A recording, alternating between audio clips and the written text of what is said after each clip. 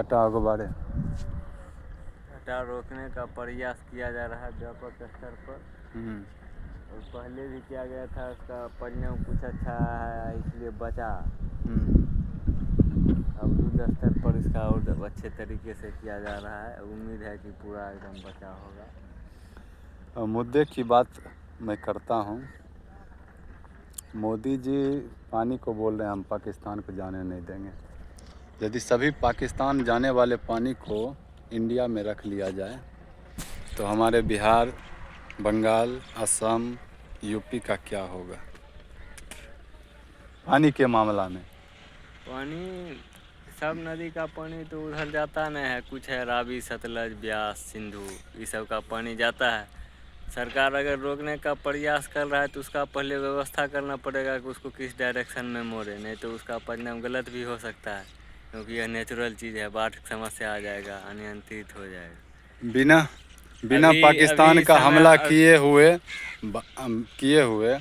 वही हाल होगा जो पाकिस्तान का भी जो उसके अंदर में हो रहा है, वही हाल इंडिया का भी हो जाएगा। पानी से ही लोग मारा जाएगा, बहुत जान मार। अभी पानी जल स्तर कम है, कोई भी नदी का इस टाइम में रहता है, तो अभी रोक लिया तो इसका फायदा है। अब उस टाइम पे अगर रोक के छोड़ देगा तो कूटनीति में उसका और एक हथियार भी इस्तेमाल हो सकता है। पानी समय हम ज़्यादा पानी समय हम छोड़ दो, कम पानी समय हम रोक। ठीक है, अभी ऐसा सोच रहा है, हो सकता है कुछ समय इंटरनेशनली दबाव आ जाएगा कि भाई तुम सुखा के मारे हो, तभी क्यों डुबा के मार रहे हो। उसके ऊपर फिर हमला करने लगेगा पूरा दुनिया का जितना भी देश है, फिर क्या करेगा? अब आप कहेगा भाई हमको ज़रूरी है, अब चला गया पानी, कहने का है जब सही बात बोले, पानी डैम तोड़ के चला गया, खुल गया। अब नेपाल भी पानी छोड़ ज़्यादा से ज़्यादा हो जाता है, छोड़ देते, नहीं तो रोके रहता है। बोलेगा भाई कि हम बाढ़ में मरेंगे, हमको जरूरत था रखे, नेचुरल चीज़ है, उसको भी है तो अपना रोके। बयानबाजी तो होते रहता।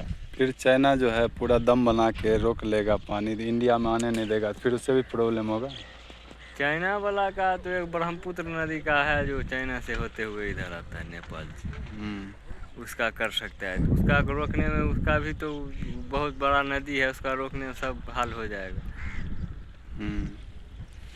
तो सरकार को पहले इसके लिए प्री प्लान करना पड़ेगा। सरकार को प्लान करना चाहिए। पानी है, और हमको लगता है कि पाकिस्तान छोटा मोटा देश है ना, उसका डायरेक्शन अगर सही मोड़ देगा तो उसका यूज कर सकता है। पीने का पानी का कमी तो हमेशा रहता है। हमको लगता है कि इंडिया यदि आज से प्रयास करेगा, स्टार्ट करेगा इस चीज़ पे काम करने के लिए, तो उसको कम से कम 10 साल लगेगा पूरे पानी को व्यवस्थित रूप से उत्तर भारत से दक्षिण भारत तक ले जाने में। नहबे वाला ओन्ने छो, ओहि बगल सब नहबै छै, ऐसे न है। हाँ, इस पर हम बैठे बैठे यहाँ से टिप्पणी तो नहीं कर सकते हैं, वो तो वहाँ पर जिसका विशेषज्ञ है उसको अनुमान लगा के जांच करके ही बता सकता है कितना टाइम लगेगा। तो फिर तो वैसे ही फिर तो वही राजनीतिक हुआ, जो राजनीतिक पाकिस्तान कर रहा है वही राजनीतिक के रास्ते पर इंडिया भी चल रहा है अभी के डेट में। जैसे बोल रहा है कि हम पूरा पानी रोक लेंगे, भाई पानी का व्यवस्था करोगे, रोक के ले कहाँ जाओगे?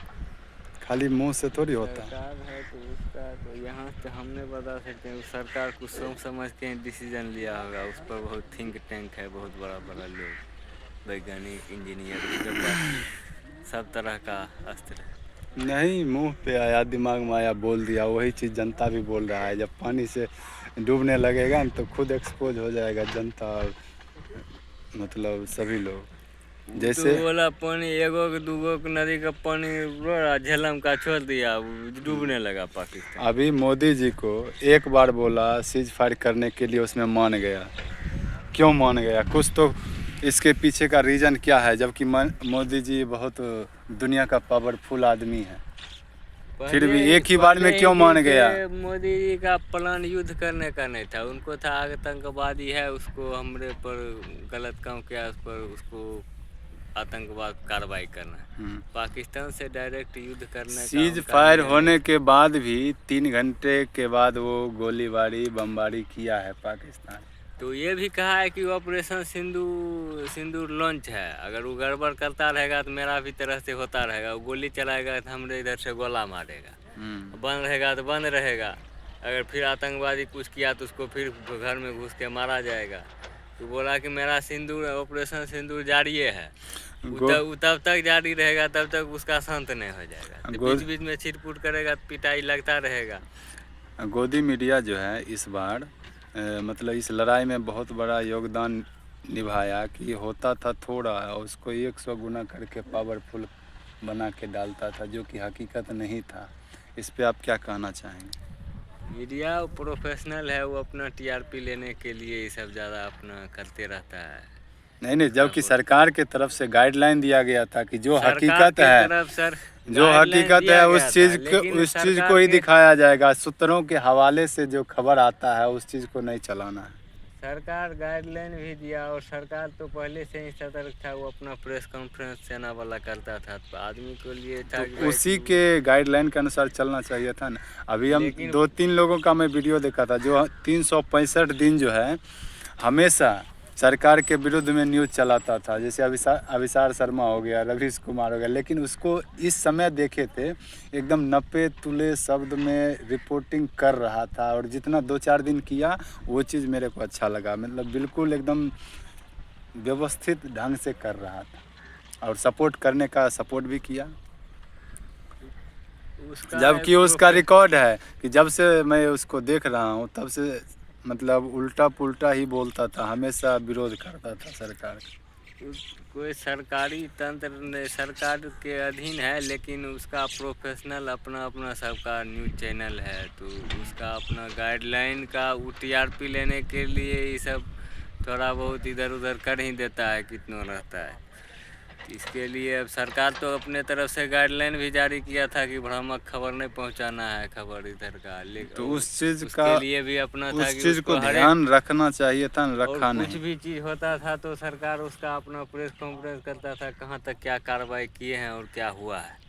तो जनता को चाहिए कि भाई वो सरकार के जो ऑफिशियल चीज़ है उस पर अपना दिमाग लगाए, इधर उधर चैनल जो टीआरपी लेने के लिए अपना कुछ भी करते रहे, उसके खबर में आकर जो है सो उस पर ज़्यादा ध्यान नहीं दे, पैनिक उस पर बात पर नहीं हो।